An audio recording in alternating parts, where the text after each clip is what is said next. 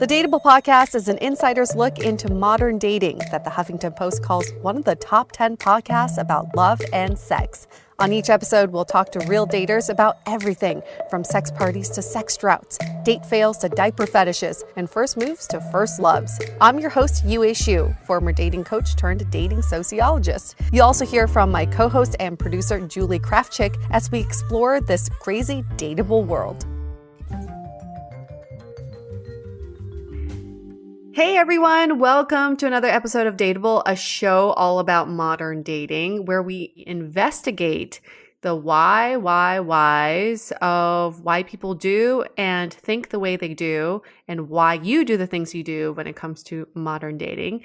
Thanks to all of you who joined our live stream. Oh, so fun. so much fun. It went by so fast. It was only 30 minutes. We talked about dating profile best practices. People had some really great questions, such as, should you have pictures of you wearing your COVID mask? Which we all agree that you should, not as a main photo or not in every photo, but yes, you should show off that you take COVID seriously. Yeah, it was super fun. I think someone said it was like the Facebook group on steroids because it was like everyone just commenting like crazy in the comments section. And yeah, I love the engagement. I feel like we've done Facebook Lives and Instagram Lives before, but definitely more engagement and more like real-time feedback on these.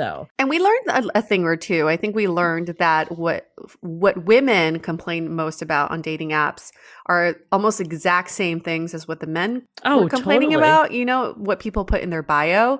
So if you did miss that live stream, go on our Facebook or YouTube. We've uploaded that very quick 30-minute video, but it is all to really hype up what's to come this week with Kimmy Seltzer. Hacks to looking your best. We tease the dating profiles in there, but we're going to go like way deeper in. And you guys have been asking for it, at least the people in our Facebook group. And if you're not in there yet, definitely join the Love in the Time of Corona group. But people have been asking to do dating profile reviews for some time now. Mm-hmm. And we definitely want people to like give each other feedback. And like, I think Kimmy especially is so great at being like, this photo paints you in the best light, where this one is not doing as much for you. And it's not like you look bad. It's just like, this isn't working hard enough for you. And you could either replace this with a conversation starter, or you could do something else. And I think it'll be really fun to do like the smaller group sessions that we got planned. So how do you join this event? Join the sounding board. You've heard us talk about it for the last couple of weeks. It is an extension of our podcast and our community.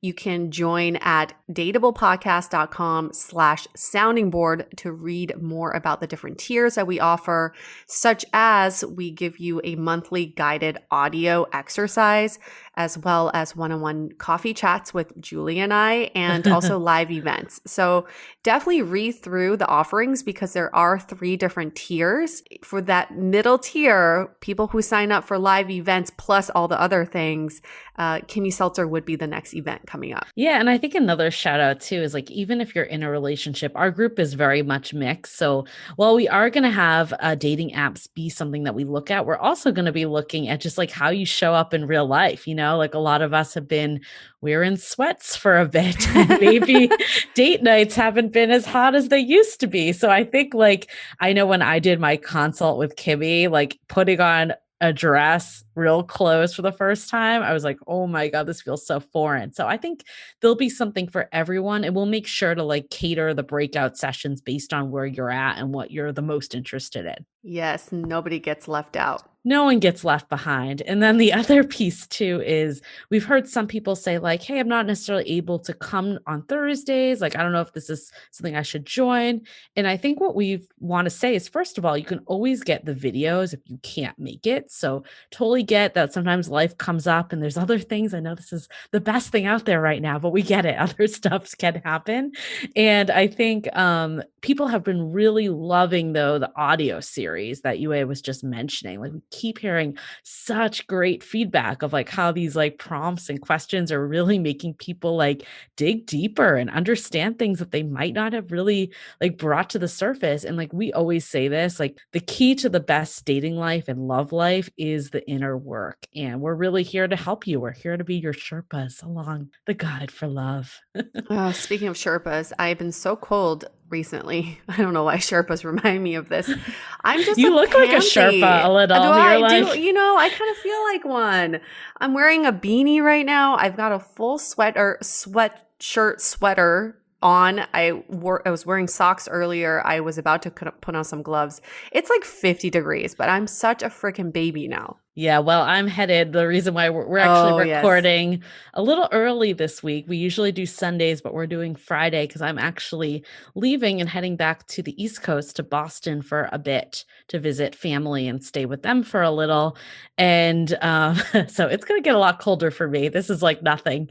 But my brother was so kind and actually upgraded me to first class, which was amazing. He had so many points, and I think he was just like a little concerned with travel and stuff, like me going to like our parents' house and all the stuff. So he upgraded me to first class. So I essentially have like a pod that I can like sleep in now on JetBlue, and I'm by myself. Such a good brother. I know. Such a good brother. I know. That's the only way. Because you weren't looking forward to the travel part of this trip. And now you can, because you're basically entering into a resort in the air. Well, I still don't get any of the benefits of first class. This is my first time flying first class. I want to point this out. I don't know, UA, if you've done first class, but this is my first time. So I'm not really getting any of the benefits of all the food and drink and all the stuff that you typically No food? get. They're not serving food? Because you got to be wearing your mask the whole time, I believe. Oh, shit. Okay. But you do get, it's like a little bed you can sleep in. So I'm just going to like lounge out. I'm sure you'll still get alcohol. You'll still get all the alcohol you want. So because you're really not supposed to put it through your mask. Like you'd have to take your mask off to drink. So I don't think are you sure about that? Because every flight I've been on, they've served snacks and drinks and stuff, and people need to take off their masks. Well, I'll report back next week. I'm pretty sure, but I also haven't been on the flight yet. And I know you've gone on a few flights, so maybe I'm wrong. I'll admit that I could be wrong here, but I will report back next week on the intro. I know everyone's going to be wildly interested to know this. I'm sure, like, although last week I thought it was hilarious that we had a super action-packed episode with Case Kenny about like all these mindset shifts, and one of our members, Drew, who's one of our hosts too, he like posted, he's like, okay, I think the whole dateable community wants to know, like, what does your date mask look like? And I'm like, that's the one thing you took away from this episode. I love it. So who knows, someone out there might care about the JetBlue experience. Oh, that's what you're relating it to? Like the stupid things that people may care about? I bet you anything people will care about this, because a lot of people will be traveling for the holidays. That's true. If you're doing long distance travel, maybe you need to prepare a little snack for yourself or something. Oh, I'm definitely going to. But I also got like a face shield, the N95. Yes. I'm ready. I got gloves. I'm like just going to be like full on. So yeah, but I agree. I was really dreading the flight, and now I'm kind of looking forward to it. Yeah, so you can just take a nice nap and watch some movies the entire time. Oh, I'm going to get my Kindle. Like I've been, I might actually start on our book club. We have now started a book club in the sounding board also. So maybe I'll get started on the book that we've chosen for this month. There you go. Whole 6 hours of productivity on JetBlue. Exactly. It's about to happen. So here's something I've told you this already, Julie. As soon as you get on the flight, you turn on the air, whatever. What's it called? Air, I don't know. The ventilator thing at the top. Ventilation. Turn on the ventilation. Oh, don't worry. My mom has sent me every tip under the sun. Make sure the air is circulating, and just make sure that you have your mask on when you need it when you aren't drinking or eating. I think there's like a pretty limited people using the bathroom too on first class. I feel so bougie that I'm saying I just want to point out for people, this is by far the first time I've ever taken first class. I'm usually like economy saver. So yeah, you're going to love it. You're just probably going to sleep the whole time. You know why I've always been so hesitant to do first class and business class? Because I know myself, it's going to be hard to go back once you go there. That's the thing, right? And that's why you just got to make friends in high places who have lots of points, who will upgrade you. In my case, that's my friend Billy. Yeah. My friend Billy has so many points. He's always like, when are you flying? Because I will upgrade you. Like every time. Billy. He's the best. Thanks, Billy.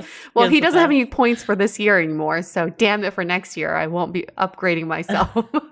But thank you for all the previous times. But here's another hack. Not for airplanes. Not for anything productive.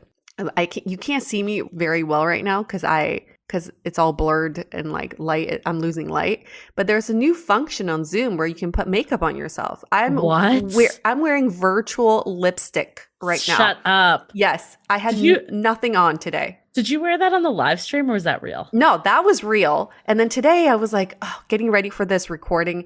It's always such a daunting preparation experience because, I'm like in my PJs all day. And then if we were recording, I'm like, I have to be somewhat presentable. I was so lazy. And then I was playing around on Zoom and there's these different filters. And this is in beta, I guess. It's like a studio filter beta feature, but you can choose all types of lipstick. So shieldy, I can steal your lipstick anytime I want without actually putting it on. This is game changing for dates, people. Yes. This is like the way to do virtual dates from now on. I know I've always been the person that says like, don't send a Zoom link. That's super like douchey and just like, here's a meeting link. But I might be starting to send people Zoom links from now on. If it means I don't have to do my makeup, hell yeah. You can do lipstick and you can do eyebrows. But what happens like if how like the virtual background, like the second you move around, it gets all like this. It looks supernatural. It does. I'm blown away. You had no idea. Right now. I wasn't going to tell you. No idea. Okay, guys, you heard it here first. This is the hack. This is the hack to looking your best. You'll get more hacks, but this is one of them. Isn't that the best hack ever? I mean, I just got to say, like, I'm so happy because I can be lazy now. You got to bring this up on the event with Kimmy. I will for sure. I will. I tried on some of the eyebrows. They did not look very good, but the lips looked really, really good. So I'm okay with that. I don't need my eyebrow person anymore. I have Zoom. I'm good to go. Look, Julie. Oh my God. That is creepy. Okay. Anyone who is not on YouTube, you got to get over because UA's eyebrows just grew by like 20%.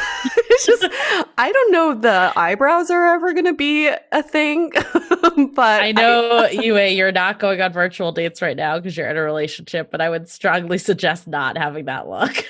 Do you like my neon green eyebrows right now? I love this feature so much. I just got to say, I love it. I love it. I love it.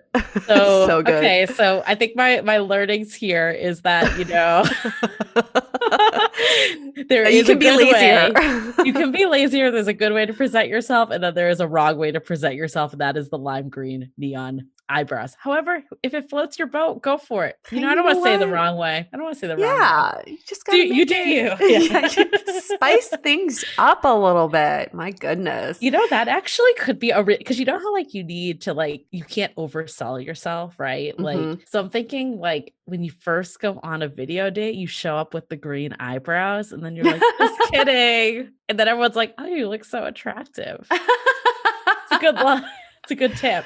So you're saying start low. Yeah. And then you can only go up from there. You can only go up. So this is a teaser to our next month's sounding board guest, Logan Yuri, who we are so excited to have. She is a crowd favorite with Science of Dating, one of our most popular episodes to date.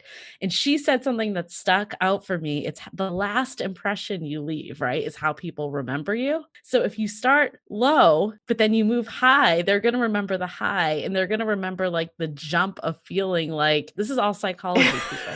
It's proven. Logan's like, I do not approve that message. She's like, actually, I would have said the opposite, but it's all good, girls. It's all good. Yeah, play around. I think it's about playing around with your photos and your profiles. And sometimes maybe you just want to like upload some wacky photos, see who you match with, and then surprise them in real life. Like catfish the other way around. Exactly. I love it.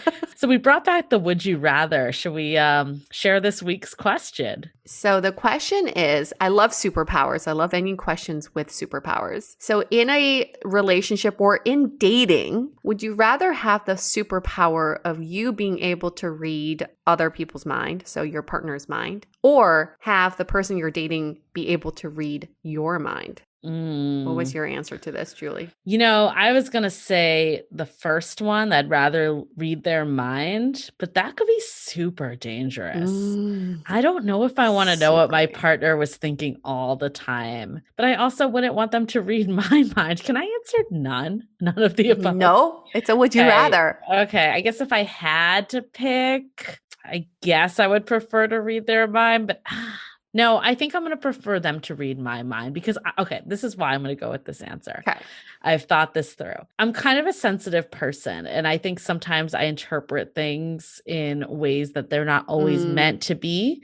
And I would just start making rash generalizations if I just knew every last thought that was going through someone's mind. I think sometimes ignorance is bliss, and let it just like come out. Like, what if they were, okay, I know a lot of friends who are in super healthy relationships right now, but the first couple months and like the beginning, and like, I'm sure there's even time now, like people do question things. Like they start to have second doubts and they're like, should I be with this person? Like, I would not want to hear all that. Like, I want someone to just work through that shit on their own.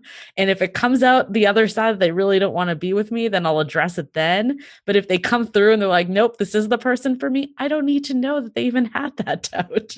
Yeah. You know? Yeah. So I think that's exactly why I would choose to read their mind. So I'm choosing the other side. Only but for the same reason. Interesting. For the same reason, because I know I have more control of how I interpret other people's thoughts, but I have no control of how my partner could interpret my thoughts. I understand that I'm going to hear things and find out things that I will not love. The fact that he could look at me one day and be like, she's really fucking annoying. And I hear that. but I'm ready to face that. I don't want him to hear me go, he's really fucking annoying. Because I don't know how he would interpret that. So the reason I chose the other is because I think I wear my expressions on my face anyways. I think if I thought someone was so super fucking annoying, they'd probably know it. That's true. Yes. So it depends on how good you are at lying. And I'm very good at lying. No, I'm just kidding. But you are in the minority. So 80% of people chose that they rather read their partner's mind, and 20% chose that they want their partner to read their mind. But everybody was kind of flip-flopping. You know, a lot of people said I choose C, which is none of the above. And I was like, nope, that's not a choice. Nope, you gotta pick one. It's a tough one. This is a tough one for sure. Yeah. In a healthy relationship, you shouldn't be able to read each other's minds because you just tell each other. But if you but the question is, if you had a superpower, which one would you choose? Yeah. Well, you know, I love these would you rathers. They're always mind boggling. Also, we are working on a Would You Rather book that's going to be released for the holidays, but also another big announcement. Our merch store is live. Yay! Woo! We got t-shirts, we got hoodies, we got coffee mugs. We got it. Masks. Oh yeah. How could I forget masks? Yeah, accessory of the year. Yeah. We were talking about this too on the live stream. It's like, if you need a conversation starter, people are like, how do I meet people in real life nowadays? It's really fucking hard because no one wants to come near you. But if you have a really cute mask, that could be a convo starter. Absolutely. And so we worked for a long time on the merch store. It's not something we just slapped together. It was like, this will do. I think you will all find something super cute in there that you'll want for yourself or for your friends. Okay. Yep. Just saying, check it out. And we tried to use some of the funnier dateable sayings or episode titles in some of them. So yeah, they're all dateable originals. So hopefully you can rock your dateable gear. But if for anybody expecting us to slap our faces on like a mask or a t-shirt, sorry, that's not what our merch looks like right now. But you can certainly request it. Yep. And we also didn't make them heavily branded on purpose. Like, we don't want you to be like, you know, like rocking the Abercrombie sweatshirt. You know what I'm talking about. You know, that like big ass branded sweatshirt. Or the Gap sweatshirts. Yeah. I mean, that was in trend for a little, but not current day. And so it's very subtle. I mean, there is a Stay Dateable one, but it's not like Dateable podcast branding all over the place. It's classy. It's classy. So definitely go to our website. But we are giving away free dateable tattoos if you let Julie and I do the tattoo. Okay? Anybody? That's if you join the sounding board at the $1,000 a month level. Just kidding. There isn't one, but maybe we should make one. But I guess in seriousness, sounding board members do get discounts to the merch store. So you were looking for another reason to be a sounding board member, there you got it. Ooh. Yes. Let's shift gears for a quick sec because we always like to spend some time promoting other podcasts that we like, especially in our Frolic network. So the one podcast we want to promote this week is called Womance, like WHOA. Womance. It's a weekly podcast all about romance novels and ourselves. So the two hosts unearth the weirdest bits and the sexiest parts of a romance novel each week. It's like listening to two people you want to be friends with talking about cool stuff, like orgasms and what it means to be a human under late capital. Come join the party and get in the fun. It's called Womance Weekly Podcast. Love it. Love it. So fun. And then we've been also trying out this new tool that's really cool for podcasts. So do you ever find that when you're listening to a riveting podcast such as ours, that you want to revisit certain sections or even want to take notes? Yep, I've certainly kept a list of timestamps of some of our previous episodes so I can re-listen to these parts over and over again. And now with the BigCast app, you can streamline that whole process. Simply put, you can clip sections of a podcast episode right in the app and it saves to your account. And with each clip, you can add your own notes so you can recall why you saved that clip. So I recently did this with our interview with Case Kenny about shifting your mindset after you get ghosted. So I saved that clip within the BigCast app and I was able to share that clip right away on social media and with some friends who really needed to hear this. So in addition to all of this, I think BigCast is also a great discovery platform where you can listen to clips of other podcasts. Think of it as like sampling before you subscribe. Try it out. Share with us any clips you've saved from our show because we're super curious to see what you found interesting. Just download the BigCast app in the App Store. It's free. It's spelled BITCAST. It's a great idea. So this week's episode, I have been so excited to release this episode with Nikki Novo. So we're doing, like what's been holding you back in dating? Like that's the $1 million question. And Yue and I both, Nikki came to us actually. I think she reached out to us and I remember having like a screening call and I was just like, we need to have her on the podcast. Like she's going to be so amazing. She wrote this book called The Final Swipe that definitely highly recommend. We were actually also on her podcast, The Final Swipe podcast, and she is a medium and she did readings for Yue and I. So have you ever done a reading like this, Yue, before? Because this was my first time. Never. Mind blown. I told so many friends about it afterwards. Oh, me too. Every friend was like, I need to do this. It's basically like a clarity reading. So she will like assess kind of what's been holding you back and where you're going in the future, which, I mean, who doesn't want to know both of those questions? So you'll get a little sneak in because we actually did some clips from our reading. And we did want to make it though, like while it does focus on ourselves in the sense of like our reading clips, it is general enough to the types of things that are holding most people back when it comes to dating and relationships. So you'll probably see some of your own stuff pop up throughout this. That's right. When we did our readings, Julie did hers first, and then I did mine, I think a few months after, right? It was quite a bit of time after you did yours. Because I think at first I was like, oh, I'm still single. I should be the one that gets the reading. When we then realized like, no, like things could be holding you back no matter your relationship status. It really has nothing to do with that at all. So then I think there was like some time between the recording and then her travel schedule and your travel schedule. But yes, you ended up doing it a little bit later than me. So I already kind of knew what to expect because Julie kind of told me about her experience, but I had no idea how much I needed this. And the reason why I thought I needed this afterwards was you get to a point in your life, whether you're in a relationship or not, where you're just looking for some sort of guidance. And it's not guidance from your friends or your family. You're like looking for this third party person who will look at your life holistically and just say, you're on the right path or you're not on the right path. And I just needed that. I just needed to hear that. I actually think it's super interesting this episode because you and I do come from totally different like places. Because I actually, when I did the reading, I had just broken up with my ex too. And I was thinking about it. I'm like, if I had done the reading a month earlier, I think it would have been totally different because I would have gone in trying to be like, is this the right relationship for me? Am I like, am I wasting my time? Am I like progressing? Like all these things. And I think you went in with that agenda a little more. Like I'm on a path. Am I on the right path? Where I'm kind of like, I'm not sure what path I'm on right now. Like I'm just open, So I think if you're, super duper single or you're in a really fully committed relationship, I think you're going to get something out of this one. Okay. Shall we just get to it? I think let's get to it. Nikki has so much good stuff to say. Here's Nikki Novo.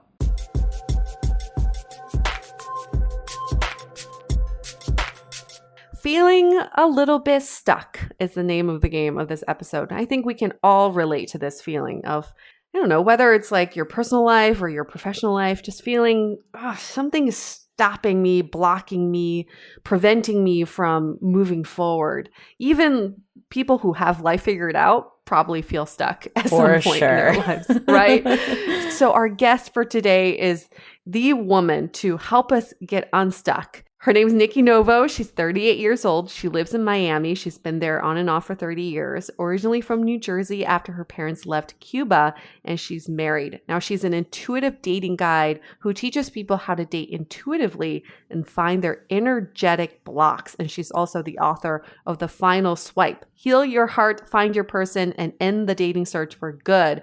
And she also has a podcast called The Final Swipe, which we were on too. Hi, Nikki. How are you? Hey, Nikki. Hi, ladies. Thank you so much for having me. Thank you for helping us find clarity. Julie and I both did clarity readings with Nikki individually to find out what's holding us back and what if we're on the path that we're meant to be on. But let's first start, let's step back for a sec. How did you get into this field? It's a good question. I was actually an editor for many years. I worked in the film industry. So I studied publicity and I worked at Lionsgate and Fox Searchlight. And then I decided I wanted to be a writer. So I moved back to Miami from LA and I started just writing at different publications. But during that process, of course, like any good story, I thought I was going to get married and this guy just totally dumped me and broke my heart. And I was so confused. And, I just feel like at that point in your life, you either go seek out a therapist, maybe you take some drugs, or you go see a psychic. So I was like, I'll go see a psychic. And I went to this woman, and my friends and I, we were on this hunt for a good psychic. And we went to this woman who basically, the first woman told me that I was never going to be happy unless I was with this boyfriend of mine. So I remember getting out of there and crying and being like, oh my God, how could you do that to a person? First of all, I was like, especially when they're seeking clarity about that person, you're like, nope, this is forever. Right. At the end of it, she's like, and for $450, I can clear that out for you. You're like, oh, that's how this upsell works. So I was like, oh, this is so awful. So that was really funny. My friends still feel bad about that story because they were the ones that took me to the psychic. But then after that, I didn't give up and we went to somebody else. She actually predicted my husband 2.5 years before I even met him. And she was just so spot on. And I was so fascinated by her gift. And I guess that's probably, I'm sure that was probably a sign that I had something like that in me because maybe not everybody is fascinated the way that I was. I was so fascinated. I had so many questions about how she was doing what she was doing. And that was really the beginning of my spiritual awakening. So I was this editor during the day, doing fashion and beauty, working at for big publications. And then at night I was studying all this weird, wizard, metaphysical stuff. How fun. And I just, that kind of brought me down this rabbit hole of studying Reiki, and I studied hypnotherapy, and I was studying all these things for my own self-healing. I never in my wildest dreams thought I would be doing this for work. So that was in 2008. And then the blogging, world was exploding at the time. And actually that boyfriend that I dated he started a blog for me, and then he broke up with me 2 weeks later. And I was stuck with this blog, and I was like, well, I guess I'm going to take this blog and I'm going to I'm going to go on a bunch of dates and I'm going to write about it. And then obviously he's going to want to get back to me, back oh with me. My gosh. He's going to feel so jealous that the ultimate revenge. In my mind, in my very theatrical mind, this was a really good plan. And of course, what ended up happening was that I would, spoiler alert, he did not give 3 shits about my dating escapades. And between that self-healing that I was doing and the dating, I just really started to find myself. I really was just going into this self-healing, self-exploration place. I was writing about it, and people, my blog just ended up getting popular at the time. Mm-hmm. And that was a moment that I realized that dating is such a spiritual experience. Mm-hmm. It truly is a sacred time. And there's so much for us to learn and be aware of about ourselves, about humans, about how we do the thing that we do. And I thought it was just such a good teaching moment. So even And people, of course, were interested in my journey. And I ultimately met my husband. We got married. And I just found it to be like, once I really got into like personal development and spirituality, like there was just like no turning back. Like I just wanted to continue to do that. And I just found it to be like a good place to start helping people. And as I was studying all these things, like that's when like all these senses started opening up. And I was like, on top of that, like on top of just journey, I was like, hearing dead people and like spirit guides were showing up and like all these, I started to like see energy and all these things that I was never that child that, like predicted, that my grandmother was going to pass away or anything like that. It was truly like an interest that ultimately brought me, I was so curious that I ended up studying, and the studying is actually what opened it up all for me. And then at some point there was just like no turning back. Like I loved it so much, and people were coming to me, and I was like by accident reading them. And it was kind of, I always say it's like they were coming in to like get some advice. It's kind of like when you think you're just going in for sex and then like a guy sticks it up your butt and you're like, whoa, I didn't come for that. Like that's kind of. Well, what is that like? Yeah, exactly. You're like, whoa, like, no, thank you. Like I did not want that. That's kind of like they would show up and then all of a sudden I would read them and they were like, whoa, like it was so confusing. And I was like, okay, Nikki, like you have to start coming out. Like you have to kind of start explaining what you're doing. I think you bring up an interesting point though, is like everyone wants the answers, right? Like we're all so future focused. And I think that's why like a lot of people seek, like I know that was something that was very interesting to you, A, and I, when we went and did the reading with you, it was like, what will our life be in the future? Like, why do you think that we feel like this discontent with like just letting things ride out versus wanting to know the answers? I kind of think that as like we evolve as a species, like I think it's just the same way, like back in the day when you were out to dinner and there was no phone and there was no Google, like you'd have an argument and you just kind of leave it at that. But now it's like we have an argument with a friend and we're trying to prove our point, and we can get on our phone and we can Google it and like prove them. Like we have those resources. And I think that we just like now we're starting to understand that like, oh, if there's this resource, if there's like this ability to actually like figure out what's going to happen in the future, like I want in on that. So it's like, it's like actually like more available to us, I feel like. So I think we're just always trying to hack and like trying to get farther and farther and trying to see. So I think that, like if it's available, like why not? And everybody has had, I think, most people have had an experience where they do get a prediction and it's true. And a lot of that could be self-manifestation too. I mean, if you knew what your life will be in 10 years, you might live your today much differently. So it's actually something that we've been talking about in our Facebook group with a Would You Rather that we posed recently. But it's kind of like, why can't we why can't we just live our lives thinking that our life will be a certain way in the future? Why do we need someone to tell us what it'll be like? Yeah, I mean, totally. And I think it's just, it's nice to get that outside, like somebody who doesn't know what's going on in your life and that has no skin in the game, basically, and that is able to tell you like, and at least give you a little bit of like some crumbs that make you feel like, okay, that's like legit. So you can trust. I always say that, I mean, at least the way that I do readings, like my hope is that you're having an experience like with your soul, that you're having an experience with the divine. And it's like, all of us, I think, even if we don't believe, in a way, we almost like want God to like whisper in our ear sometime and just be like, it's going to be okay. Right. So if we do have access to our soul, we do have access to that information. You can absolutely do it on your own. Like if you can, like, why wouldn't you? I think it also comes down to like this feeling of wanting to control the future.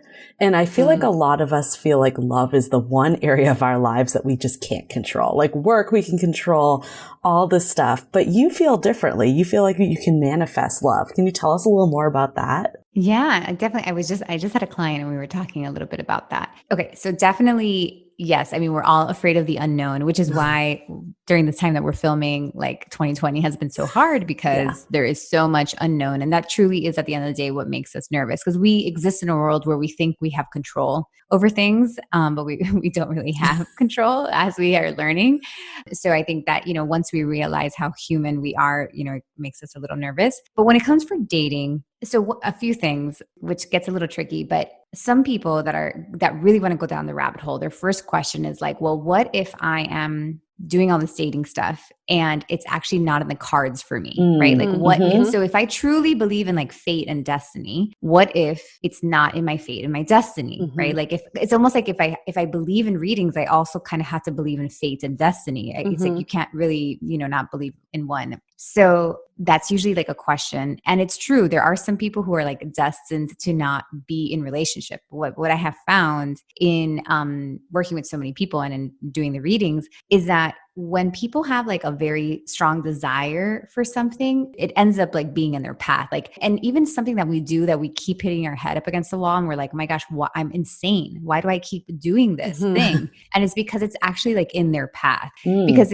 at some point, if it wasn't, you just like, you wouldn't have kept following it. So I have never really found anybody who has that desire and like keeps doing it and not, and do it like in a way that like, that it's not meant for them. So we first have to understand like that if we desire something that way and that we really feel called to it, we have to trust that that's like in our path. That's the first like step. You have to trust that it's like for you, that it's there for you. And then secondly, like once you know that, then you have to be like, okay, this is like my path, my destiny. Like I just need to walk that path and not get in my own way. And we have to look at like what actually gets in our own way. And that's the trick, like the blocks, the things it's the beliefs, it's the things that, the things that we're hiding from ourselves, or the ways of thinking that are off, or the lack of integrity. Sometimes we say we want something, but our actions are totally different.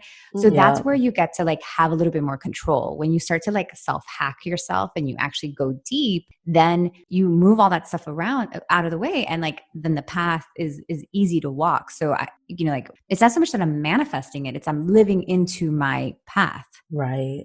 Now that totally makes sense, because I feel like fear too is what gets in most people's way. And then I know just like from personal experience with friends and stuff like that have settled down and met their person, it's like usually when they're in a really good space. And at least for me too, it's like when things have played in, every other area of your life is like you're feeling good about yourself. And I think that's so important to making sure that you're on that path. Visually, this is what I see. I mean, I almost feel like I'm in a video game with life sometimes, and you hit a wall. And when you do hit a wall, I think my first knee-jerk reaction is to be mad at the wall. Like, why is this wall here?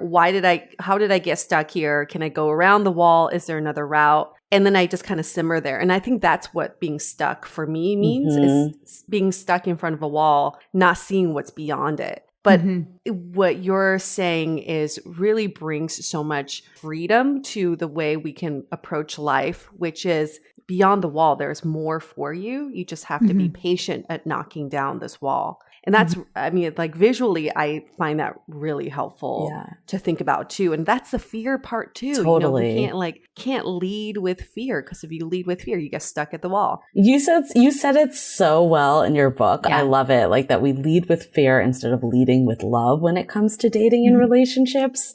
Like, why do you think we do this? Like, cause we always talk about it in our podcast. It's like people are in this game of me versus you, opposed to building a relationship together. Like, why do you think that is kind of our default mode in this game? I have a lot of thoughts about this. I mean, number one, I mean, we grow up with a lot of fear, fear-based ideas. Like if you don't study, you're going to get an F. If you get an F, I'm going to take this away from you. So that, like, we train ourselves like as children, that like everything is going to be taken away if we don't do the thing that we're supposed to do. So that's like number one. But also I've actually read some people that like talk about the history of dating. They go deeper into it. And there is some like actually very human parts of us that, especially women, that there's been times in our lineage that there has been less men than women, that there's men have gone to war like forever. But this is the first time that we're like, kind of, what's it called? We're not like killing each other as much. I mean, we are, but in different ways. But for many, many generations, like, there has been tribes and the men would go out and fight and the women would stay behind. So that's actually like written in our DNA in many ways, that fear of like not having enough, if there not being enough people. And then men also have the opposite, where, they're used to an abundance. So if we're talking about like those, that kind of that typical like male-female relationship. So there is like actually something that's in our body also, like that's just in our blood, basically like in our DNA from many, many generations of having lack. So we're learning we have to work past our animal instincts for sure. Yeah, that's interesting. Think about it. It's almost like in our DNA. And I feel like I'm very excited for modern dating right now because I think we are rewriting that DNA. We no longer see those traditional gender roles, and how can we kind of navigate around? I think that's why modern dating is so fascinating right now, because we're rewriting history For sure. in some ways. We're going beyond that like animal instinct and all that stuff. Totally. So we're used to like just dating and thinking that there's not enough. We're used to think, we also don't know how to trust life. Like we, like how we started the conversation, we're so afraid of like trusting that things are going to be okay.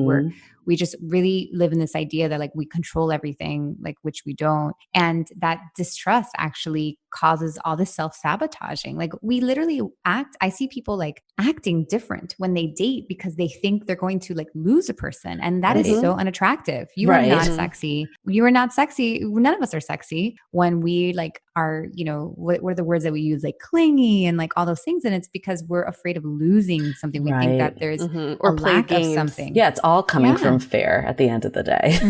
So once someone finds some sort of clarity with you, the only thing I always say, the only thing we have control of is our mindset. That's it. Nothing else we can control. So what is something that people can do to change their mindset? What's like the first step? I studied mindset first. That was like kind of like my intro into this work, but I ultimately like found that, it's beyond mindset, but like actually like integrating into the body. Cause like our body actually has a lot of the fear is actually like held in the body more than it's in the head most of the time. It's, it's like kind of the chicken or the egg. Like, is it the body that feels it and then the mind, reacts, or is it the mind that believes it and then the body reacts? But I do, try to kind of look at the whole mind body connection. But the first step is just like, it's kind of like when you're an addict, it's like the first step of just being like, okay, like there's some healing that needs to happen. Like I'm human. And I have to like admit that there's like healing. It's not that I need to get better. It's not that I need to be better. It's not that I need to be more perfect or more this or that. It's just that there are traumas, big and small, like stuck in me that are keeping me from something that like is my birthright, love and connection. It's available for all of us. It truly is. But there's something in my energy that makes me feel like not worthy of it, or that makes me like feel stuck from it. So I first have to start with the idea that is true, and that I have to.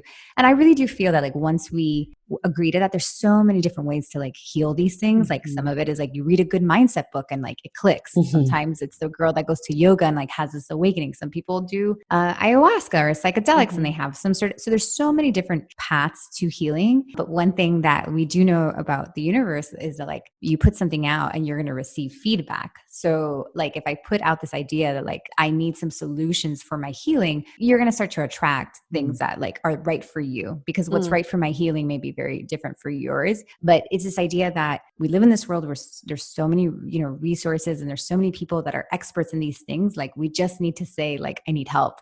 That's it. So let's get into how you healed UA and I.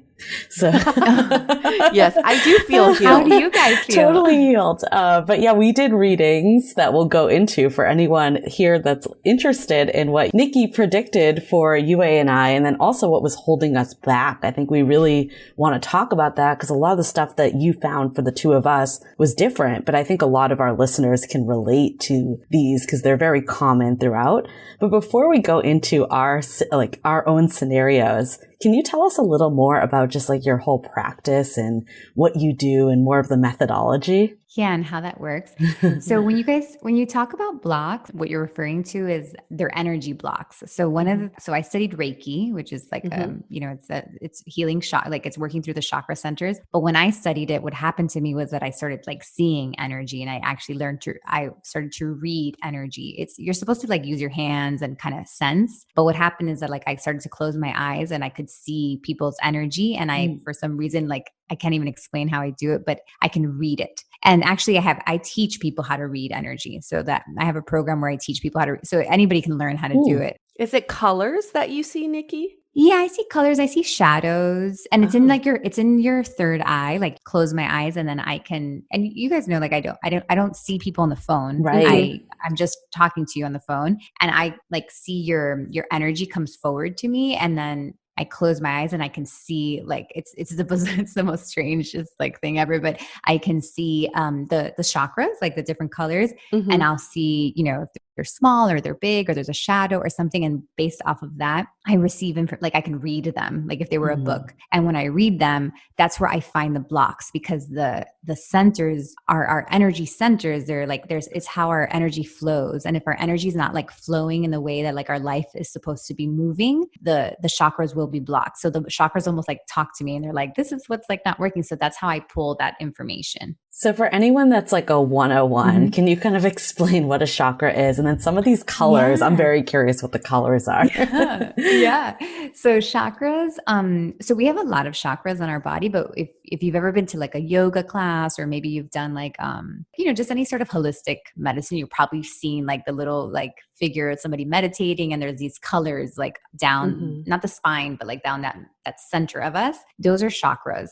So they're energy centers. So basically like we are energy. These are like little wheels that make sure that like kind of, you almost like going to imagine them like our AC ducts, like the AC, like they have really to flow. If there's like, if there's like a duck and that is like, that's stuck, like the rest of the flow is just, you're not going to have good AC, right? So like the idea is that these chakras are working well, that it's flowing. Each one represents something different in our life. So there's like a top one that represents like our spirituality. There's obviously there's the heart chakra, which is like love. So they actually all represent something. And it's just fascinating how much information you can get from it. It's crazy. So I got to ask this because I'm sure people are wondering, have you ever had someone that you've worked with that is like, did not like their path that you basically predicted for them? I mean, so, there's people that, yes, there are people, and I think any of us who have been to psychics, I know that when I went to that first psychic that I was telling you about, I wanted her to tell me that my boyfriend was going to come back, that we were going to be okay, or that I was going to marry a doctor, like something good. Something good. Yeah. George Clooney in my future. Totally. Like just something like, and then I was going to win the lotto the next day. I don't know, something good. And, a good reading is somebody that shows you how to walk that path and, what are the paths available to you? Because we always have several paths as well. And not somebody who's going to like make you feel, that you're going to get what you want, at the end of the day. So yes, I've definitely, typically people who are attracted to me, like know my style. So they know that I'm not going to just like, blow like smoke up their butt or whatever. Well, I think that goes with any sort of coaching business too. If someone's not ready to receive the information, they just want to hear what they want to hear. Yeah. If they don't hear it, then they get mad at you. Or have the set outcome in mind. Yeah. I felt after mine that it was so dead on. And I think part of it was that I didn't go in with any expectations in the first place. Like it was more just because we were doing this podcast, and then also just to see, like where the path was and the blockage. I read your book before, and I think like what you've said about just getting in your own way and so much of like what's holding you back. So I'm happy to share. Maybe we can just kick off. Yeah. I was thinking, Julie, since you did the reading first, you should walk our listeners through what your experience was with Nikki from the very beginning. Like what was the coordination process? And then like, what did you do? And then what did, Yeah.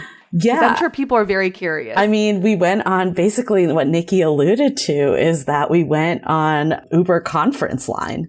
And I think I was like, oh my God, I remember asking you like, can you do this just over here? Like I was so blown away by it. But you explained the whole process of how you had meditated before. And it wasn't just like, I'm here now and doing this. But I think I was like, I definitely am a believer in spirituality. Like, I wouldn't say I'm like deep in spirituality of like all past lives and all of that, but I do believe in the universe. I do believe in having a path in life and setting your own path. So I was excited to do the reading. I thought it would be really interesting. And I've never really done anything like this. Like I did like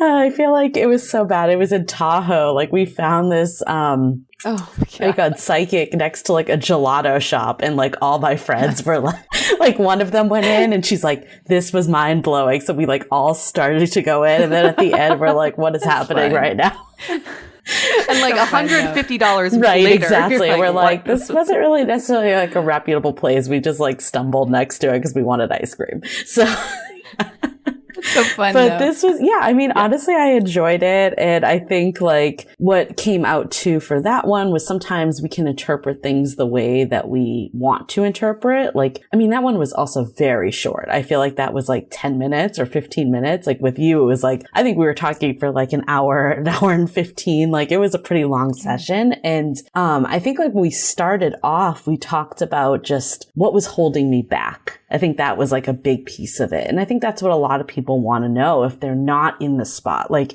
I think it's interesting that we're going to talk about my experience and UA's because we're both in different stages right now. Like I'm single, UA's in a relationship, but with both scenarios, you always kind of want to know what's next. So I'm like, I think that's important. And here's a clip from Nikki about how my ex has been holding me back. Most importantly, like understanding that like what keeps you connected is the fear of not having him around. So like we kind of want to like release that fear. Also, know that there's so many lifetimes to be with each other, that like his soul and spirit is always with you, and that you're like releasing each other so that this lifetime can have a happy ending. It's weird. It's like hard to explain, but it's almost like that the attachment comes from a fear of losing, of being afraid that the person won't be there. So it's like, if we remove the fear of the person not being there, do you guys really want to be with each other? You can actually like really see that it's just not the right match this lifetime at this time. But the fear kind of creates like a fog. What if it's almost like, I'm grateful I experienced that. I'm grateful I got to see you again. Like I am okay with the expiration date. It's like you had a beautiful like experience, but if you keep it going longer, like you spoil the experience. Like it's like drinking spoiled milk.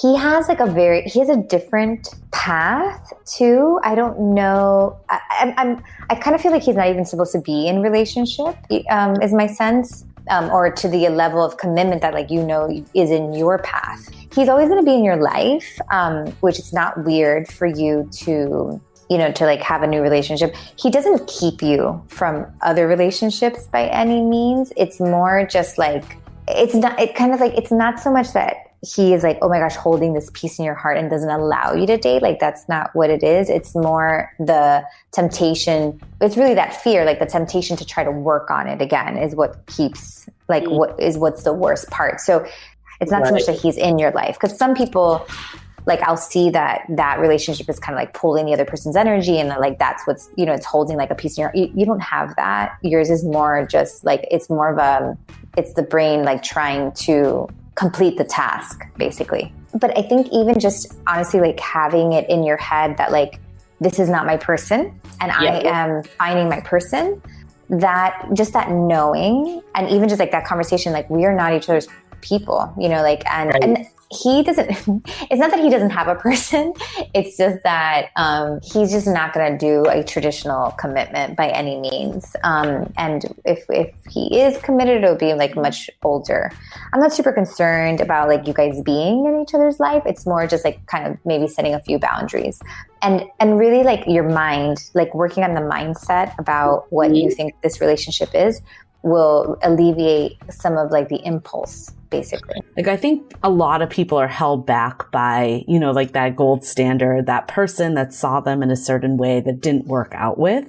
Like, why do you think that we do get so fixated like on this? And like, how do we break through from it?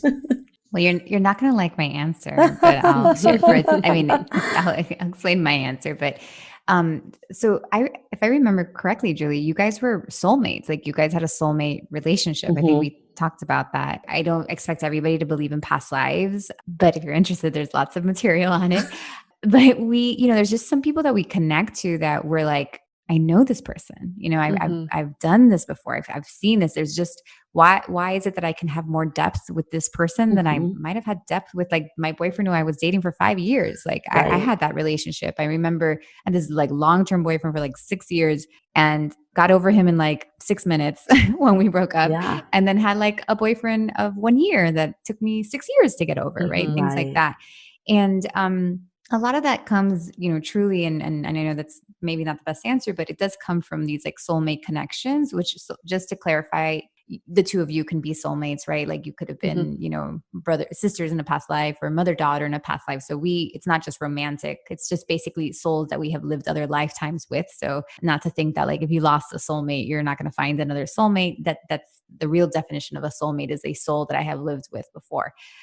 That definitely like shows up. And I just think, you know, and I'm sure there's some medical explanation too, but I would imagine that at some point, you know, the life feels lonely, you know, and like, there's not too many people that understand this. And when we find somebody who like really understands us, it's just this feeling that is almost like, you know, addictive. And, you know, it takes time to let somebody see us that way. And just sometimes there's some people that make that process easier for us. They hold space for us to be able to allow ourselves to show ourselves faster.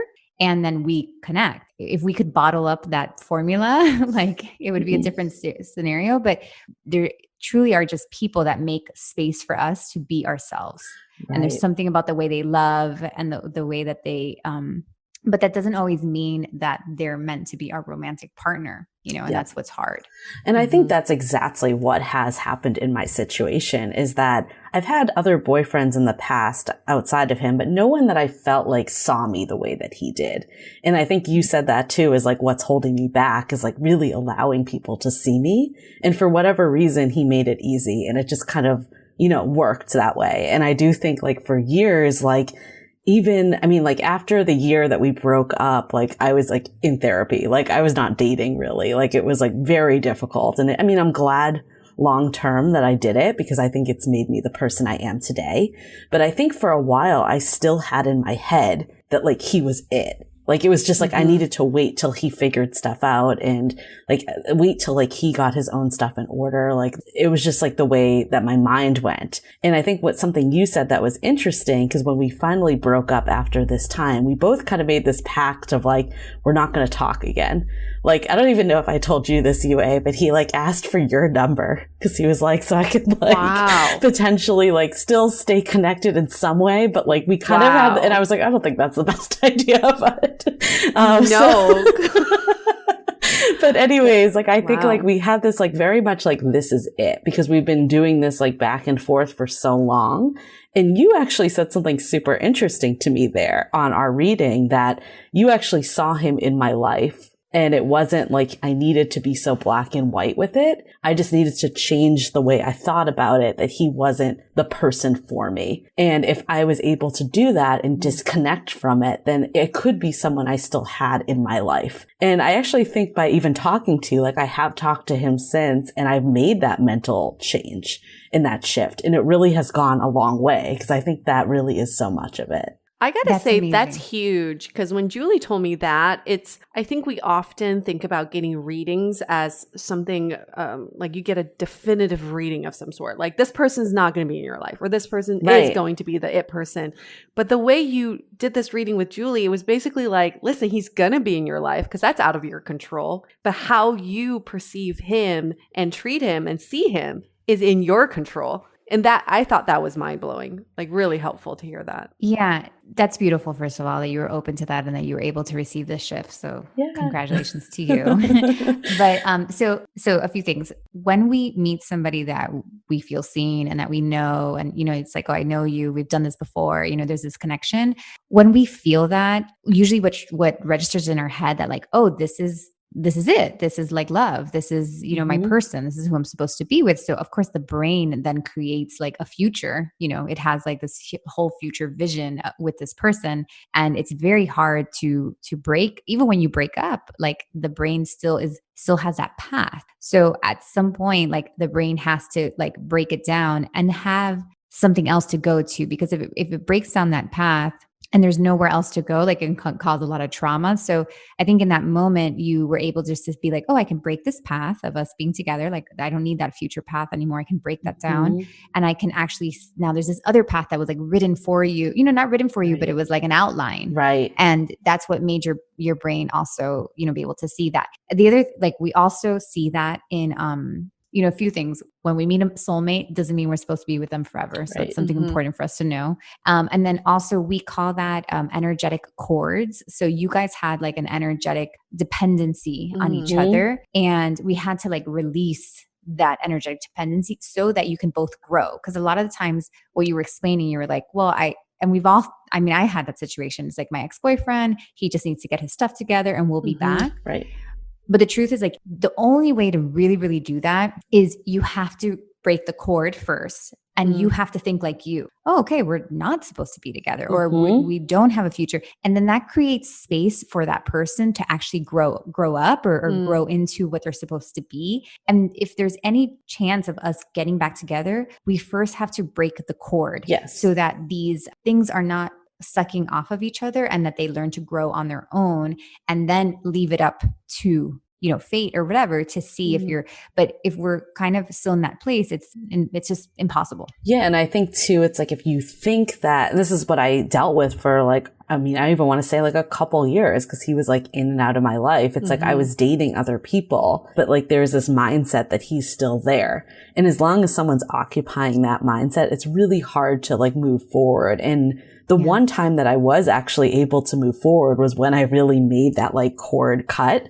And that's when I did meet someone else. So I do like believe it's possible. And I think like just hearing that and kind of talking that through with you was really important. But I think the part that I also thought was interesting, I never thought about, was this not being fully seen. And I think like with him too, he was definitely someone that was like a very good communicator. He was able to like bring that stuff out. I think I've gotten better over the years, partially because of this podcast, but in general, I was always like kind of like holding things in for a long time.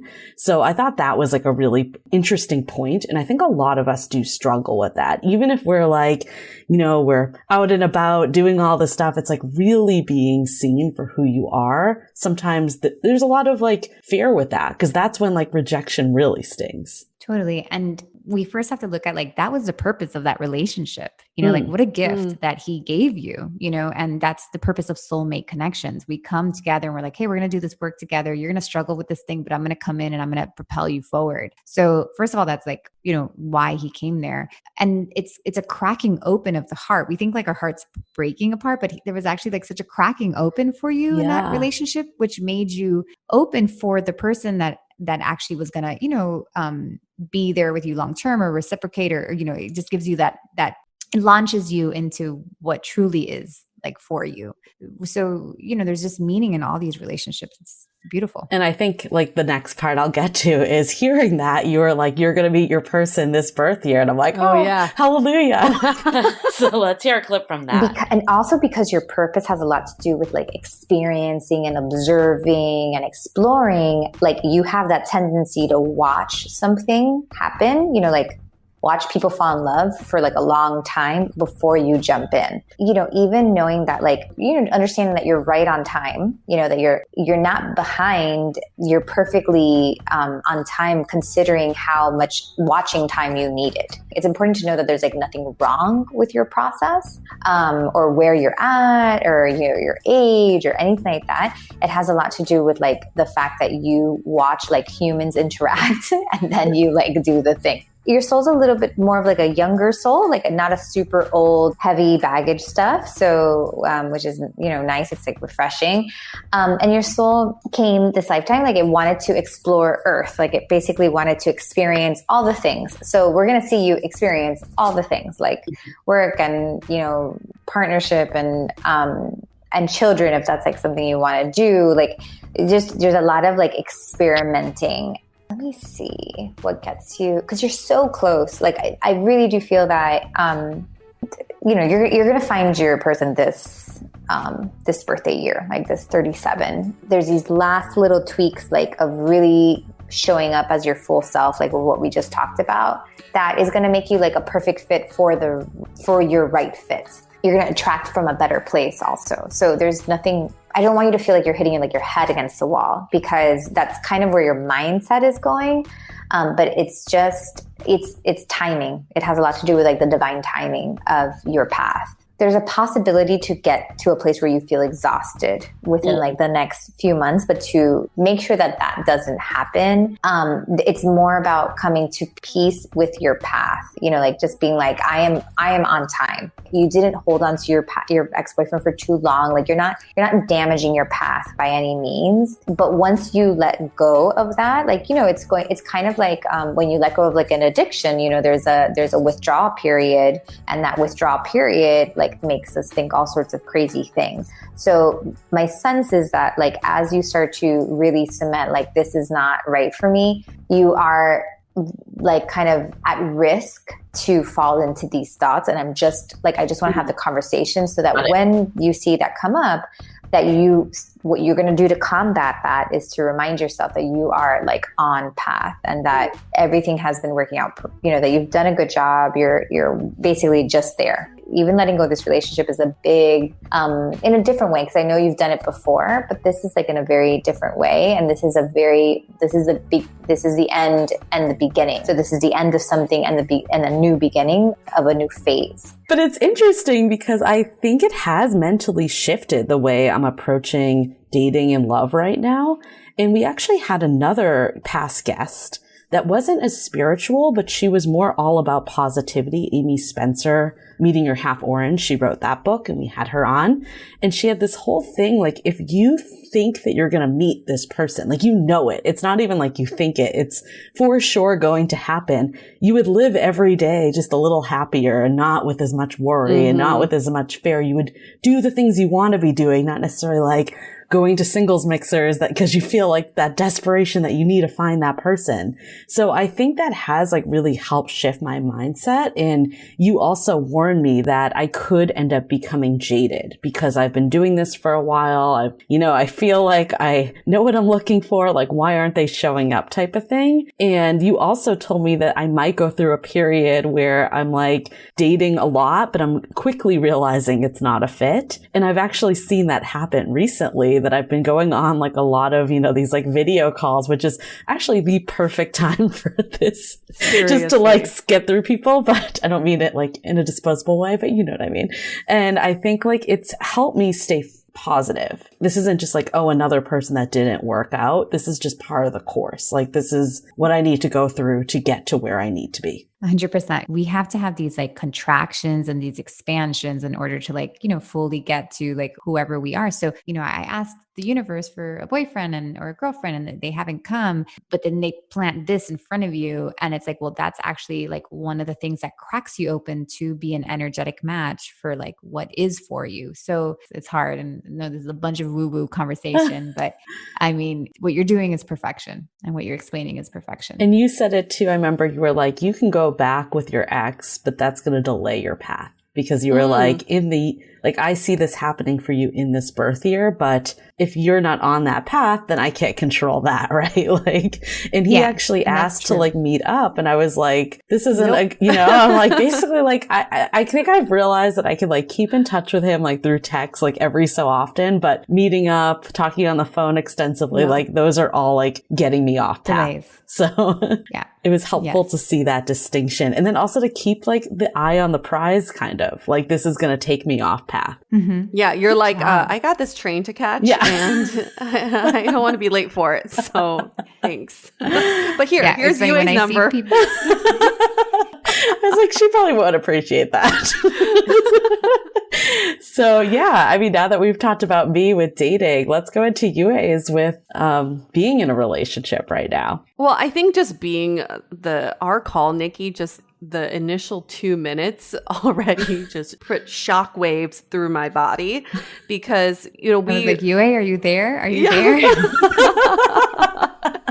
Because we were, I mean, timing wise, it couldn't have been any more perfect. I was on this 2-year anniversary trip with my boyfriend. The day before, we had done a bunch of psychedelics and had a coming to Jesus moment about the future of our relationship. And then when we got on our call, it was like I needed closure to our conversation from the day before. So when Nikki and I got on our call, I found a quiet place. I think that's really important. Go into a quiet room where you feel comfortable. There are no distractions. And Nikki said, I I'm trying to look into your soul, but your soul's blocking me because your soul's trying to portray something that it wants to be portrayed. And I've heard this on numerous dates that I've been on in the past. We've had some date experiments where I went on a date with someone and we went on the podcast to talk about it. And he said the same thing. He's like, on dates, you were doing the date review talk. You were portraying someone that I know that that's not authentically who you are. So that was already the way we started our conversation. And I kept thinking like, come on, soul, just show who you are. Just open up, soul. That's very helpful. That's very helpful when you do that. I very much tried. So here's a clip of how that conversation went down.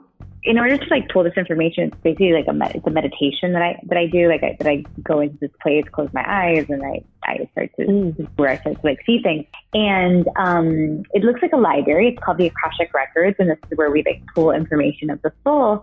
And it was interesting. Like I couldn't like get access to a lot of your things, and I was like, what is happening? And then all of a sudden, which I've seen this before, your soul was like blocking me from like certain information, and I had to like have a conversation. I was like, listen, like you have to let me like have a good read, and then finally like I was like allowed to look more, but it was kind of projecting like almost like what it wanted me to see and like not what like was really there. So I thought that was really funny, but that happens when some souls are more advanced with like more like they're older souls, so they have a higher command of things. So you get read, or even when you meet somebody who's like meeting you for the first time, like you're gonna have a tendency to project like what you want them to think of you, but not necessarily who you truly are or something. Which is, it's not that you're like faking it or anything. It's just that like you have the ability to kind of show what you want to show. Why do you think that it's so hard in dating? I find this very ironic. We're trying to find someone who we can be our authentic selves with and who we can pour our soul to. Yet, in the dating process, we hold it all back in fear of losing them or in hopes of getting them. Why is there such a disconnect between the two? I just think we're all afraid of abandonment. You know, we're just afraid, like one thing is to be left for like a half-assed version of me. And then like another thing is to be left for like the full version of me. You know, it's like, it's the worst. Like we all have this fear of being abandoned. Some of us who are very sensitive, you know, without knowing it, like we're kind of reading people on dates. We know we might've been that kid that like learned to be like a people pleaser and like learned to like, you know, make the teacher happy, make the parent happy. A lot of us still have that in us when we're dating, especially women. So, I mean, I've seen men too do that a lot, but what happens is that we don't know like where we end and where the other person begins. So a lot of the times we show up and we're just trained to think like, I'm here to please you. So I don't want to make you feel uncomfortable. I don't want to disagree with what you just said because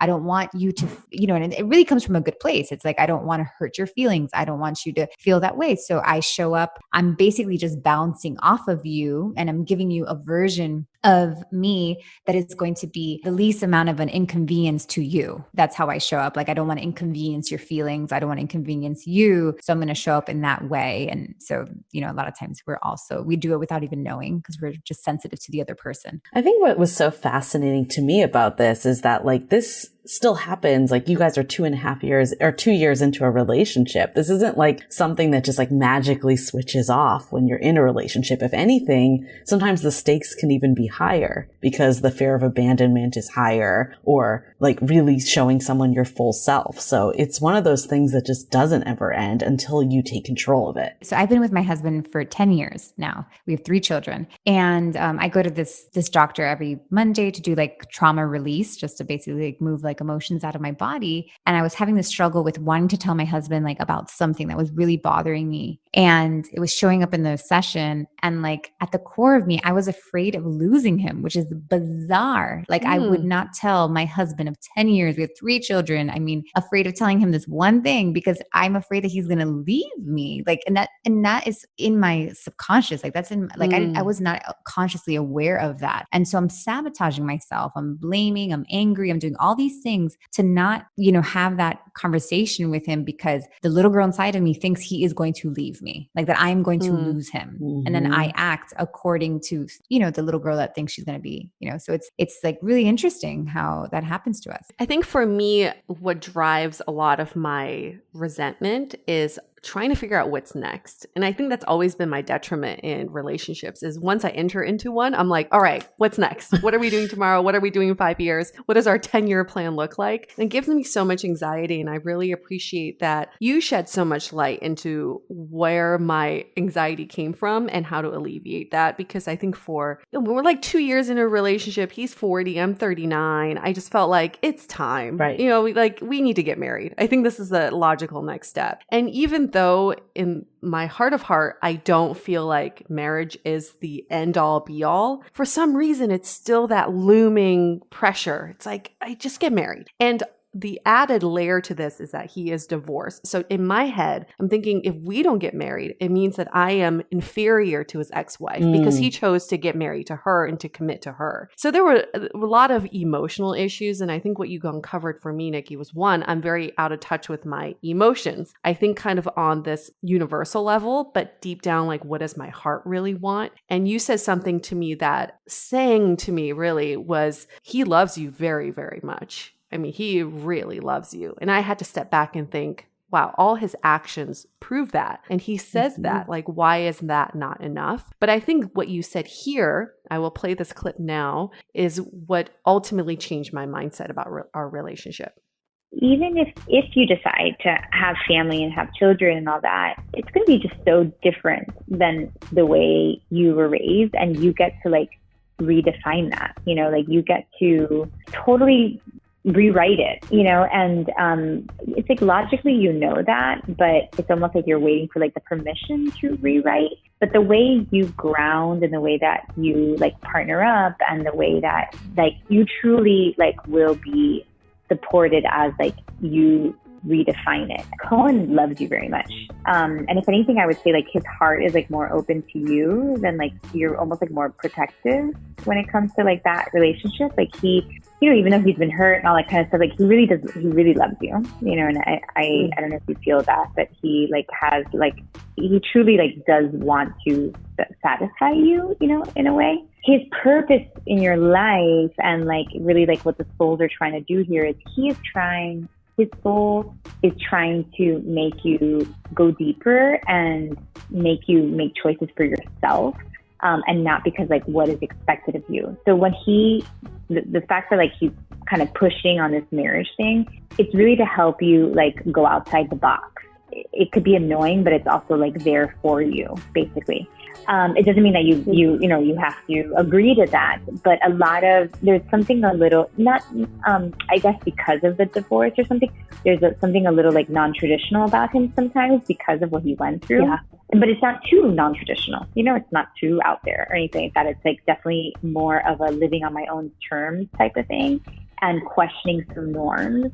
Like there's compromises here. Like I almost see like kind of a commitment ceremony, but not a marriage, like where there's not like a certificate or anything like that, but there's like a commitment, like a partnership commitment is what I see. Like you need a little bit more of like that security in order to fully open your heart, which is like, something that you're seeking, but something that he's also like not wanting to provide, like which would be marriage. Funny enough is that from his perspective, he is not sure he can trust, like he's also looking to trust you, mainly because of like, where he came from, but he, because you can't like fully open your heart because you need commitment to like fully open, he thinks that you're like a wild card, that you're not like really in it. So you're both kind of having the same problem. Do you get what I mean? So why this really meant so much to me was knowing that all I wanted was commitment, and all I wanted was knowing that someone's responsible for me. And that does not have to look like marriage. It could look like what you said, maybe a commitment ceremony or a non-traditional way of committing to each other. And that set me free from all these external pressures, because in my mind, we are in a committed relationship. That's what I ultimately wanted, and I got it. I think what you also said was he and I played this emotional chicken with each other, where I'm holding back because I don't think he's fully committed, and he's holding back because he doesn't think I'm fully committed. Oh, that's the detriment. That is a detriment. And I feel like we've been in this standstill for a while leading up to our 2-year all I needed was for me to crack the door and say, I love you with all my heart, and I want to be with you for as long as I possibly can. So will you also step up to the plate? And he said, absolutely. So that was such a release for me. And I feel cleansed and clarified and all the other great words the woo-woo words you can throw around. But just finding that clarity and I think it's just having confirmation from someone else too. Yeah, like someone else who doesn't have skin in the game, who can come in and say, listen, your boyfriend really fucking loves you. So get over it. Yeah. Oh, wait, it brings me to tears. But I think like what you said though, and we've talked about this in the podcast too, it's like we've been taught that there's like one path we go down with marriage and having kids and whatever it may be. And while that's a great path for some people, it's not the only path. And I think like when we're so fixated on one path, we can't see what we have. And I think that's exactly what it's sounding like for you. It's like, what do I actually want? And I will say you've come such a long way from the start of this. I feel like you were so traditional and like, and now you're just so open-minded. So I think this like fits in so much with your relationship as well. And I think I told you this too, Nikki, on our call, was our discussion basically ended with nothing is set in stone. We cannot predict the future, but we'll both take strides to open our mindset to meet the other person. So for me, I will go on thinking I am open to the possibility of never getting married. And he will go on open to the possibility of possibly getting married again.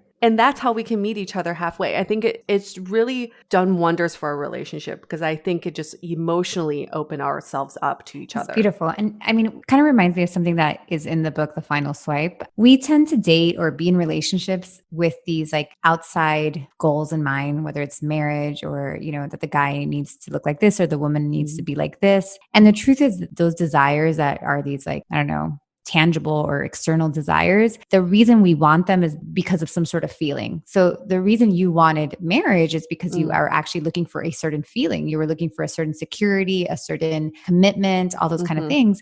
But what was getting you stuck was being on the, like looking at like, what does that traditionally look like? That there was this one path, like you said, which is why I always teach from a place of feeling, because we really limit ourselves because we can only go off of our own experience. If I've only seen marriage like this, if I've only seen men like this or women like this, like that's all I know. But if I tap into my feeling, like what I want to feel, then all these like other opportunities show up for us. And there's all these like other doors that open because we're not like limited to like what our mind can possibly, gather. All of a sudden, all these possibilities opened up for you because you weren't like using your mind to be so specific about a path. You were using your heart and your emotion, which is like the connection to the universe, basically. Well, sometimes our need to drive a relationship forward is exactly what's stopping us and blocking us from moving forward. Absolutely. That's what I really learned from this too. It's like I was on a different train that I shouldn't have been on. I think it goes back to what we were talking about earlier, though, is just like having trust that it will all work out and leading with love over fear. Because I think this is all deep rooted into fear. Like the situations I brought up that I'll never meet someone that I connect with as much as my ex, or for you, like this will never end in marriage. Like I think all of this ends in fear. So if we can like learn to rewire to appreciate what we got in front of us, either from the current day experience or the past, and just trust. I think having that trust, like Nikki, do you have any like words of wisdom for people to have that trust? Like obviously they can go to you, but if they didn't go to you, like how can they kind of get that trust in their daily life? I would say that I always say like, if you can't get to trust or you can't get to that extreme positivity because your life has proven you otherwise, you've dated a bunch and it hasn't worked. If you can at least lead with curiosity, that's a middle ground. And it's a door that like opens up. It's like the gateway drug to trust. Because if I go on this date, I'm like, let's see what this person like is going to be like.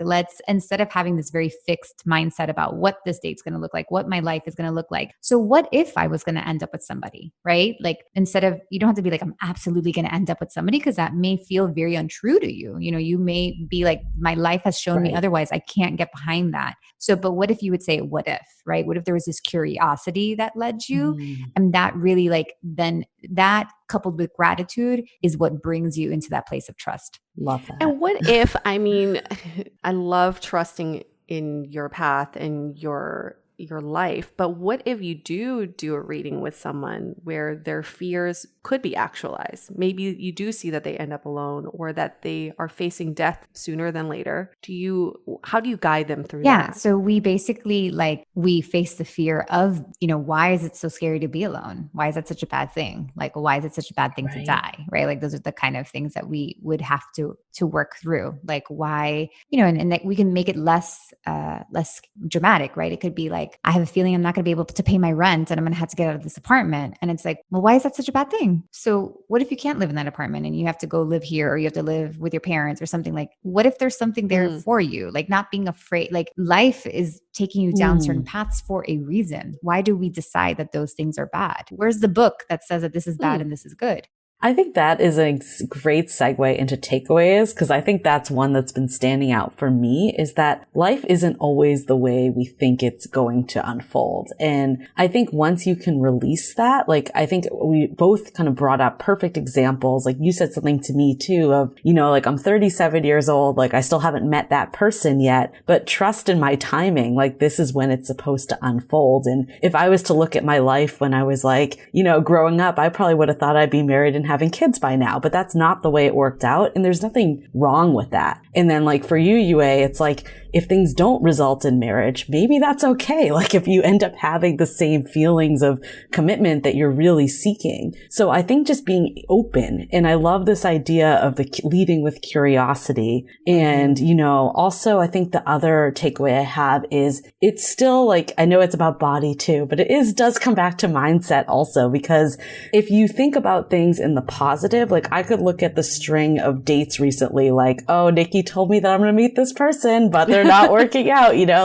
but then I can also look at it like, this is just something I need to do to get to where I need to be. So it's really how you frame it at the end of the day. Yeah, I have a very similar takeaways. I think we always say you have to go through the trenches, but I kind of like this more positive spin of trust in your path that you're taking. And something you said to me on our call, Nikki, was you're like, everyone's a little bit off their path, but they're going in the right direction. So as long as you're going in the right direction, you're good, right? Like if you're a little bit off, that's fine. You can always come back onto the right path. And sometimes it's hard to decipher what is the right path. And that's why we have to listen to our hearts. So I think connecting with your emotions and your feelings is so important. That's something I learned to do. And then this healing aspect, I think I forget to pause and just heal some of the emotional trauma I have inflicted upon myself in the last 10 years or so. And so something I've started doing recently was, as soon as I see the clock turn like 11:11, if I happen to see it, I'll take a moment to stop and just do some visual healing for myself, where I see like darkness lifted from my body. And it really works. It like resets my brain, it resets my body, it resets my life really, and just how I view the rest of the day. So I think healing is so important and we can't overlook it. We got to make time for it. I think the last takeaway I'll add too is looking at the past. You said it actually really well, that like my ex set me up to be really fully seen and heard in my, lifelong relationship. And I think we can look at the past as like, oh, why did I do this? Why did I waste my time here? But if you reframe again of like, I was meant to do that because that's how I'm getting on my path that I'm on today. Like, I think it's really just looking at life holistically and not being too hard on yourself. Like, I think that's the thing, is like we make mistakes, but as long as we can get back on the path, like that's all that matters. Love it. So great. Any last words of wisdom that you want to give our listeners, Nikki? I know you live and breathe this stuff. Yeah, no, I'm just so proud of both of you. I'm just like, you just were open to it, and like the shifts happened in you because you were like ready and willing for it. So I'm just like watching you guys, and I'm just so proud of you. I just find it's just so beautiful. Yeah. Oh. So. And as a wrap up to this whole experience, so just so people know what it's like, after the call, Nikki sends you a recording of the reading so you can replay it. But I was taking notes too. I was like, I need to remember the stuff in the moment. And I'm just curious how you feel after every reading, because I was exhausted. I needed like 30 minutes away from my partner, away from my dogs, and just sit alone and absorb and digest. Is that how you are after readings? Yeah, Aren't you so tired? tired? I'm not as tired as you because when I am reading, I'm also shifting your energy. I'm purposely like moving it around and trying to like release layers, like as much as you're ready for. Whatever you're ready for will be able to like move out of the way. I'm just shifting like with my voice. Like my voice is basically like making the energetic shift in you. Yes. I mean, I can only do like 3 readings a day. I used to do a lot more, but as my work has gotten like deeper, and I mean, it's also like the price point is because of that. Like it really is a lot of energetic work for me, like, cause I'm meditating before I talk to you and then like, I'm still with you. Right. So yeah, it's not just an hour. Yeah. It's, I find it to be very sacred work. Like I come in and I'm like, okay, like we are going to have a meeting today with like Julie's soul. Like please work through me. Like it's very like, it's very sacred to me. I've actually trained, I have a few girls that read under me now because I have a method. So I was able, because I believe in a good reading. Like even if you don't read with me, like I believe in like going, and maybe not the psychic next to the yogurt shot, but the gelato place, not that reputable. Yes. But inside the Jiffy totally, Lube, I see like the fluorescent lights. Like maybe not her. I don't know. I'm not going to judge. But I always thought, like, what if I would open the store like that? I really believe in that sacred meeting, like with your soul. So I've trained people to like read under me because my hope is that like, everybody gets a good reading, that I think it's really important. You know what's so interesting though is I think the reaction might have to do with your personality, because I felt like energized after. Like I think I like immediately texted Yue and like shared with her where you had to like process it more. But that just could be the way we are in general. I think that shows up in the way we interact outside of this also, is like some people need to like process things before talking, and then other people like me that just talk.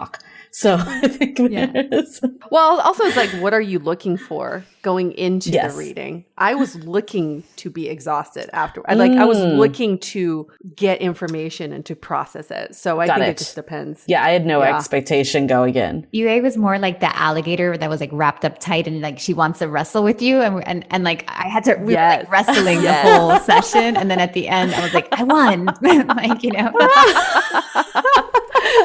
3, 2, 1. I feel like I think maybe also because you like kind of had this time with your boyfriend that you wanted more answers to, where I kind of was in this like fresh slate part. Like I think if I was maybe like a month or I was thinking about this earlier, like if I did this reading with you like a month or 2 earlier when I was like deciding whether to like end things with my ex, like I might have been in a totally different mindset also. It was also the intention, like you were hope, like your intention was more hope, and then Yue's was more like let go, release. So yes, absolutely. And then you do different types of readings, right, Nikki? Well, I do like that one main reading that's pretty much like the signature. Sometimes like during the holidays, I do like a year ahead, but after COVID, after 2020, I'm not sure I'm going to do year aheads anymore because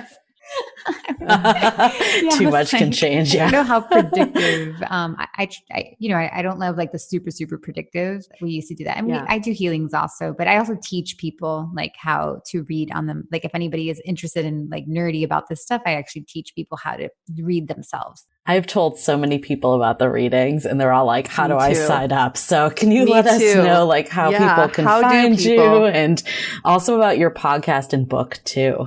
Yeah, thanks. So you can go to nikkinovo.com. So it's just NIKKINOVO, and straight ahead, you'll see like clarity readings. And if you can't book with me, you can book with somebody who has trained under me, who's just as good. I'm like a big psychic. I'm like a reading connoisseur. So I picked good people that read just like me. And you can order The Final Swipe on Amazon, which is a great read if you're just starting to date. And the Final Swipe podcast is anywhere you can listen to podcasts. Awesome. Fantastic.